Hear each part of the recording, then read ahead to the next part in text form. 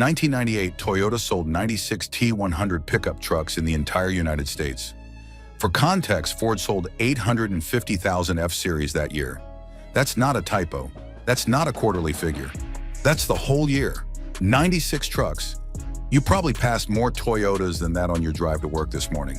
The T100 isn't alone.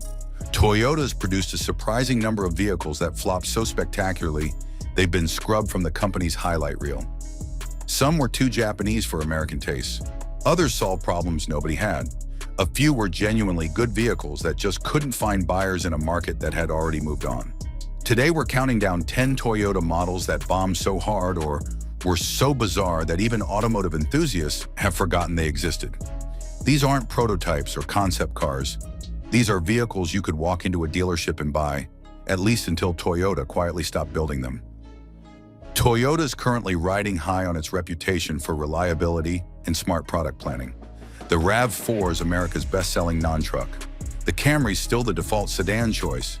The new Land Cruiser sold out before it even arrived. But this success makes it easy to forget that Toyota's made some genuinely baffling decisions over the years. From the 1980s through the 2010s, Toyota was experimenting aggressively with the American market. They launched Scion to chase younger buyers. They tried competing with Detroit's full-size trucks. They built quirky, characterful vehicles that prioritize innovation over focus group safety. Some of these experiments worked. The Prius became synonymous with hybrid technology. Others crashed so hard that Toyota pretended they never happened. What makes these failures fascinating is that they weren't cheap parts bin specials. Toyota put real engineering and real money into vehicles like the mid-engine Previa, the butterfly-doored Sera, and the retro-styled FJ Cruiser. These weren't half-hearted efforts. They were genuine attempts to build something different, and the market rejected them anyway. We've ranked these based on how completely they vanished from public memory. Number 10 is still vaguely familiar if you were car shopping in the 2010s. Number 1 is so obscure that most Americans don't believe it exists even after seeing photos.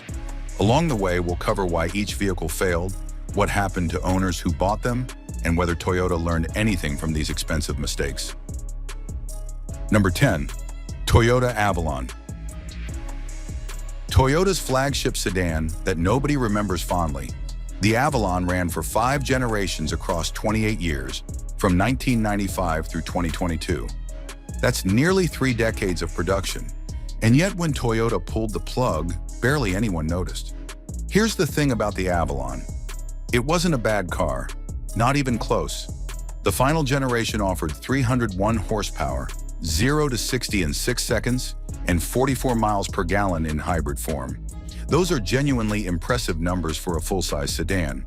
An owner satisfaction survey from the final years showed that 88% of Avalon owners would keep their car even if money was no object.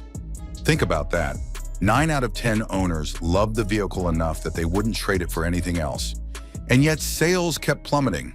In 2019, Toyota sold 27,767 Avalons, down 17.3% from the prior year. By the time the final 2022 models rolled off the assembly line in Georgetown, Kentucky, annual sales had dipped below 10,000 units. For perspective, Toyota sold over 360,000 RAV4s that same year. This wasn't a bad car problem. This was a sedans or dead problem. American buyers had decided they wanted crossovers and SUVs, and no amount of horsepower or fuel economy could change their minds. The Avalon offered everything a large sedan buyer could want: space, comfort, power, efficiency. But none of that mattered when buyers wanted the higher seating position and perceived versatility of a RAV4 instead. Toyota replaced the Avalon with the Crown, which is basically an Avalon with a lift kit and all-wheel drive. Same excellent drivetrain, same build quality, just repackaged for a market that demands SUV-like proportions. The Crown's doing fine, which proves the Avalon's problem was never the engineering, it was the body style. Number 9, Toyota CHR. The funky crossover nobody wanted. The CHR lasted exactly 5 years in the American market, from 2018 through 2022, which tells you everything you need to know about how well it was received. Originally, the CHR was planned as a Scion model before Toyota killed that brand. That's your first red flag. When Scion died, Toyota absorbed the CHR into its lineup, and the vehicle never quite recovered from that identity crisis. The name supposedly stands for Coupe High Riding, which is Toyota's way of saying they designed a crossover that pretends to be a sports car. Here's what Toyota gave America: a compact crossover with a 144 horsepower, 2.0-liter four-cylinder engine, a CVT transmission, and front-wheel drive only. No all-wheel drive option in a segment where AWD is essentially standard. No hybrid option, despite being Toyota, the company that made hybrid technology mainstream. Just an underpowered front drive-only crossover with polarizing styling and a price tag that started around $24,000. Sales reflected what you'd expect. In 2022, the final model year, Toyota sold 12,141 CHRs. That's down 66% from the previous year's 35,707 units. The trend was clear, and Toyota didn't fight it. They replaced the CHR with the Corolla Cross, which offers all-wheel drive, a hybrid option, and more practical styling. Motor Trend called the CHR porky and saddled by a weak engine. That's not the kind of review that sells crossovers. When your compact SUV is slower than a base Corolla and lacks the AWD that buyers expect in this segment, you're not competing. You're just occupying dealership space until something better comes along. Number 8. Scion IQ. Consumer Reports called the IQ one of the lowest scoring cars we've tested in recent years. That's not hyperbole. That's the actual verdict from the organization that tests hundreds of vehicles annually. The IQ was Toyota's attempt at a city car for the American market, sold under the Scion brand from 2012 through 2015. This was a tiny four-seat hatchback with a 94 horsepower 1.3-liter engine, a CVT transmission, and theoretical seating for 4 adults. I say theoretical because while Toyota claimed the rear seats could accommodate passengers, physics strongly disagreed. The rear seats in the IQ were sized for humans the way airplane bathrooms are sized for humans. Technically legally, but not comfortably. Toyota marketed this as urban transportation for 4 people. In reality, it was punishing transportation for 2 people who'd made poor life choices. Fuel economy was decent at 34 miles per gallon combined, but that wasn't nearly good enough to justify the experience of actually driving one. Consumer Reports didn't mince words: slow, noisy, and uncomfortable. The IQ's few positives included exceptionally easy parking and that decent fuel economy figure. Everything else ranged from mediocre to actively unpleasant. The steering was numb and overly quick. The ride was harsh. The CVT made the already anemic engine feel even less responsive. And all of this cost around $16,000, which was roughly the same price as a Honda Civic. A car that was infinitely better in every measurable way. Owner forums revealed a pattern. People either loved the IQ for city parking and sold it within a year, or they bought it, immediately regretted it, and sold it even faster. There was no middle ground. The engineering was clever. Toyota managed to package a usable interior into an incredibly small footprint, but clever engineering doesn't sell cars when the daily driving experience feels like punishment. Number 7. Toyota Venza. Discontinued twice. The only vehicle in history Toyota couldn't figure out, even with a second chance. That's not an exaggeration. Toyota actually killed the Venza, brought it back with major improvements, and then killed it again when buyers still didn't care. The first generation Venza ran from 2009 through 2015. This was a Camry-based crossover wagon hybrid thing that Toyota positioned between the RAV4 and the Highlander. That positioning immediately revealed the problem. Nobody asked for a vehicle between those two. The RAV4 handled compact crossover duties. The Highlander served families needing 3 rows. The Venza existed in a gap that wasn't actually a gap. Sales reflected this confusion. The first-generation Venza never found its audience and quietly disappeared after the 2015 model year. Most manufacturers would have learned their lesson. Toyota apparently needed to fail twice. In 2021, Toyota brought back the Venza as a hybrid-only, more upscale crossover. This second-generation model was genuinely good.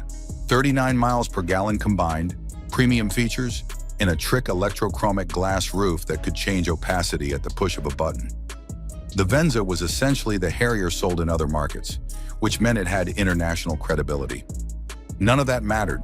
Toyota sold just 133,727 Venzas across the entire second run from 2021 through 2024. That's roughly 33,000 per year in a market that bought millions of crossovers annually. In 2023, sales dropped 33%. The writing was on the wall. Number 6, Toyota Matrix. The Pontiac Vibe's forgotten twin. Most people remember the Vibe because General Motors killed Pontiac, and the Vibe became a symbol of GM's declining relevance. Fewer people remember that the Vibe was actually a Toyota Matrix with different badges, built as part of a joint venture between Toyota and GM. The Matrix ran from 2003 through 2014 in the US, lasting 1 year longer in Canada before disappearing entirely.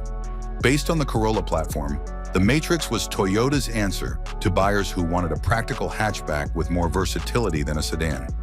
On paper, this made sense. In practice, Toyota was competing with itself. The early Matrix XRS models with the 2ZZGE engine were genuinely fun.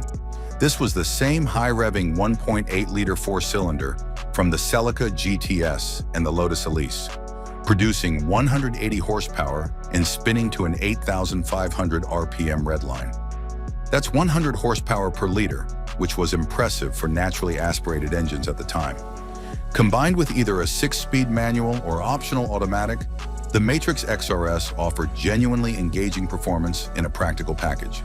Toyota killed the XRS in late 2006, replacing it with a limited production M-Theory edition of just 2,500 units. Once the performance variant died, so did any compelling reason to choose a Matrix over a Scion XB.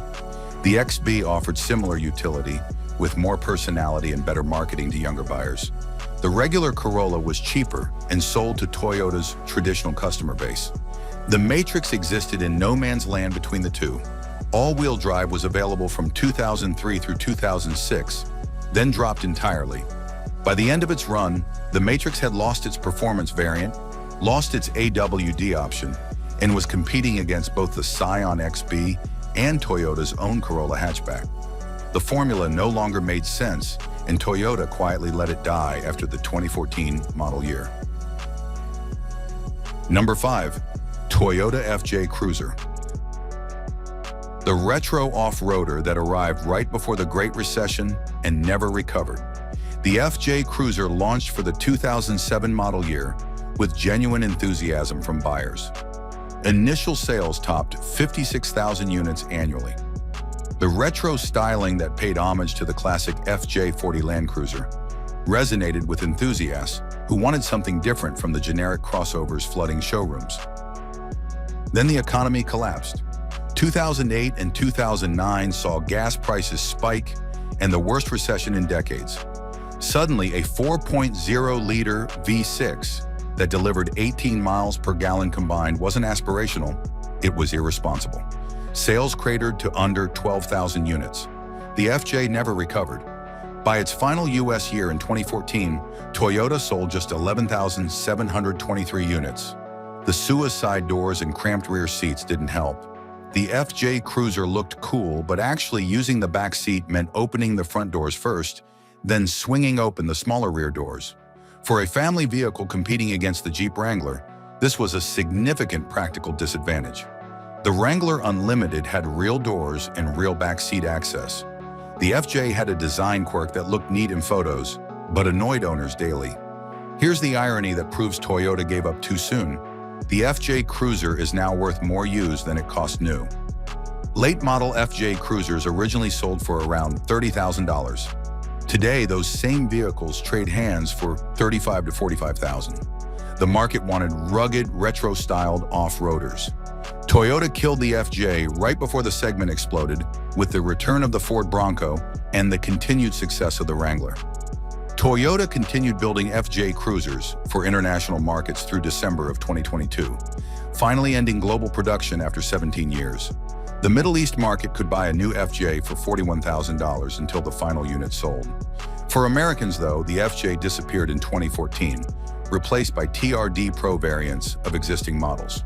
Those TRD Pros command similar premiums today, proving the market wanted both options. Toyota chose to only keep one. Number 4. Toyota Echo. The Tercel replacement that looked like punishment. The Echo ran from 2000 through 2005, replacing the Tercel nameplate that had served Toyota since 1978. On paper, the Echo made sense. A cheap, efficient, reliable entry-level car for budget-conscious buyers. In reality, it was deeply weird in ways that mattered. The Echo's tall, narrow, egg-shaped proportions made it instantly recognizable, and not in a good way. This was basic transportation that looked like it apologized for existing. But the real quirk was inside. The instrument cluster was mounted in the center of the dashboard, rather than behind the steering wheel. Toyota's reasoning was that this reduced eye movement for the driver and made the car easier to sell in both left-hand drive and right-hand drive markets using the same dashboard. The problem? It forced drivers to glance sideways instead of down, which wasn't actually better.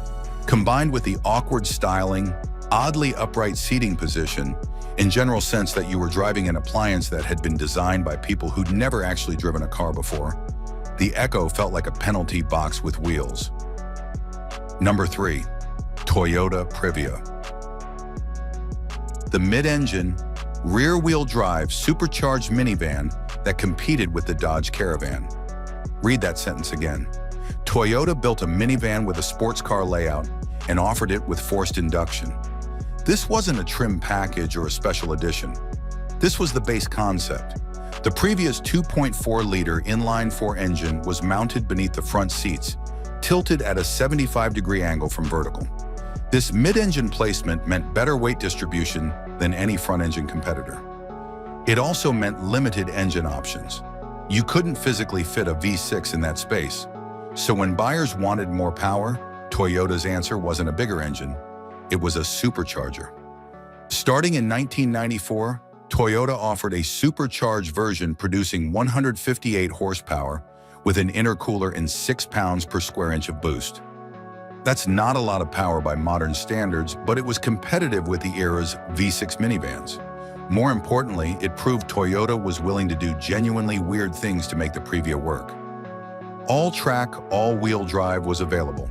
Dual moonroofs were standard on certain trims. The middle-row captain's chairs could swivel to face the rear passengers, letting families have conversations while driving. From an engineering standpoint, the Previa was brilliant. From a sales standpoint, it was a disaster. Number 2. Toyota T100. Toyota's catastrophic first attempt at a full-size truck. This is the vehicle that sold 96 units in 1998. The figure I led with because it's so spectacularly bad it seems fake. The T100 was designed specifically for the US market after Toyota dealers complained that customers were leaving for Detroit's full-size trucks. Toyota responded by building what they thought Americans wanted, a truck bigger than the Tacoma, but smaller than the F-150. This compromise satisfied exactly nobody. The T100 measured 209 inches long and 75 inches wide. For comparison, a Dodge Dakota, a mid-sized truck, was bigger. A full-size Ford F-150 was 235 inches long and 79 inches wide. Toyota intentionally made the T100 smaller to avoid political backlash and accusations of attacking American jobs. The calculation was, make it big enough for Toyota buyers, small enough to avoid controversy. Result, it was too small for full-size truck buyers and too expensive for compact truck buyers.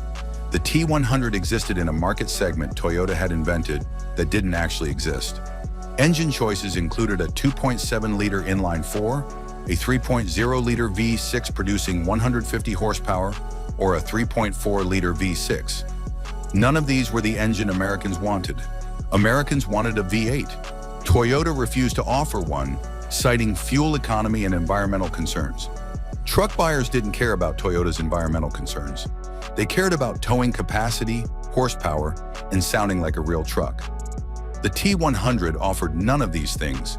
Sales peaked at 45,000 units in 1996. The 1994 Dodge Ram launched and cut T100 sales by 30% almost immediately. By 1998, Toyota sold 96 trucks for the entire year. Number 1. Toyota Sera. The butterfly door Toyota that inspired the McLaren F1 and Americans never got. This is the most forgotten Toyota because most Americans don't even know it exists. Between 1990 and 1996, Toyota built 15,856 Seras exclusively for the Japanese market. 0 were officially imported to the US. The Sera featured butterfly doors, similar to what you'd see on a McLaren F1, except the Sera came first. Gordon Murray, the legendary designer of the F1, reportedly got the idea for dihedral doors from his neighbor's Sera. Think about that. Toyota pioneered butterfly doors on a car that cost $11,000, about $24,000 today. McLaren used the same concept on a $1 million supercar. The Sera's glass canopy roof was standard, which necessitated standard air conditioning to prevent the greenhouse effect. This was one of the first vehicles to use projector HID headlights. In 1991, over 30 years ago, the Sera featured one of the automotive industry's first touchscreen systems, a CRT display that controlled climate, audio, and vehicle diagnostics. This was almost a decade before luxury vehicles had similar features. The engine was a 1.5-liter 5E-FHE from the Tercel and Paseo, producing 108 horsepower. 93% of Seras came with a 4-speed automatic transmission. This wasn't a performance car. It was a lifestyle vehicle with show-stopping design and technology that was legitimately ahead of its time. Toyota UK magazine called the Sera's 10-speaker Super Live sound system one of the most radical audio systems Toyota has ever engineered. The butterfly doors could open fully with just 43 centimeters of clearance on either side. Optional accessories included an in-car fax machine, a fragrance synthesizer, and parking sensors. Toyota's reputation for playing it safe is mostly deserved, but these 10 vehicles prove even the most conservative automaker occasionally loses its mind. From butterfly doors to mid-engine minivans to trucks nobody wanted, Toyota took some genuinely weird swings. Most failed, but they failed trying to do something different.